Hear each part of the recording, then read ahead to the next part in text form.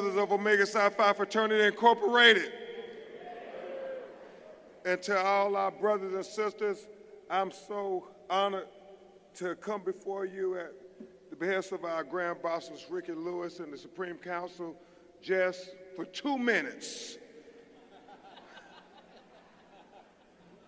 to have a reflection on what 2,500 brothers of Omega Psi Phi at 8 o'clock in the morning did when they marched from this convention center to City Hall in protest to declare that teaching black history is not a criminal act.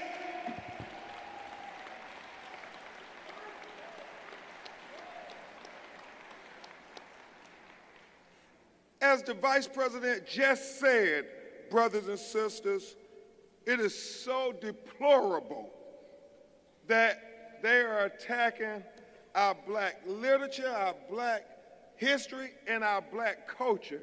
I mean, just the thought that it is mandatory that when they teach about the Civil War, that it is required for middle school to high school, that they are saying you must teach our children that slavery had positive benefits for the enslaved people.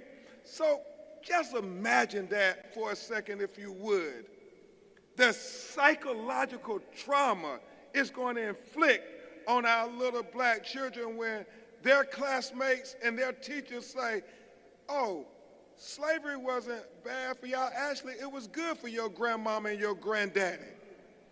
Can you imagine that? And so I tell you, those who do not intend to teach history intend on repeating history. Y'all will get that when y'all leave in your cars today.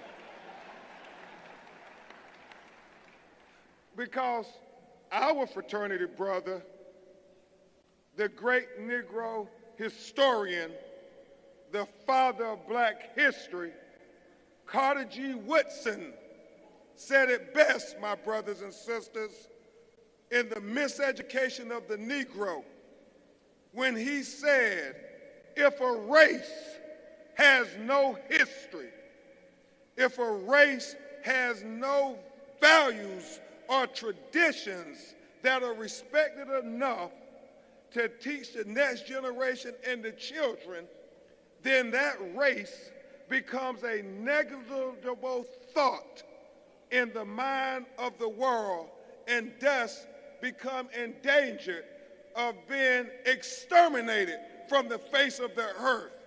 So Omega Psi Phi comes here at this grand conclave to say to our governor and any other elected official that tries to eradicate our black literature, our black history, and our black culture, not on our watch, not while the Q's are in Florida, not while the Q's exist. We will stand up and we will fight for our children's future. We will speak up for our children's future, and we will stand up for our children's future.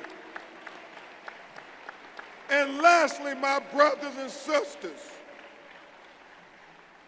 the Grand Bosses and the Supreme Council had to answer the question, why are you all coming to the state of Florida when they're passing these policies and these laws saying that you can't teach our children, they can't read black literature like Maya Angelou, I Know Why the Cage Bird Sings, and Alice Walker's The Color Purple, and James Baldwin's Go Tell It on the Mountain, and even white authors that dare to exalt black humanity, they ban those books too, like Harper Lee's To Kill a Mockingbird. Why are you all coming to the state of Florida when they're talking about positive advantages from slavery? And I thought about our history lessons from the Civil Rights era when Martin Luther King and John Lewis were questioned, why are y'all going to Alabama where Sheriff Bull Connor and George Wallace, with racism dripping off his lips, declared segregation today, segregation tomorrow, and segregation forever.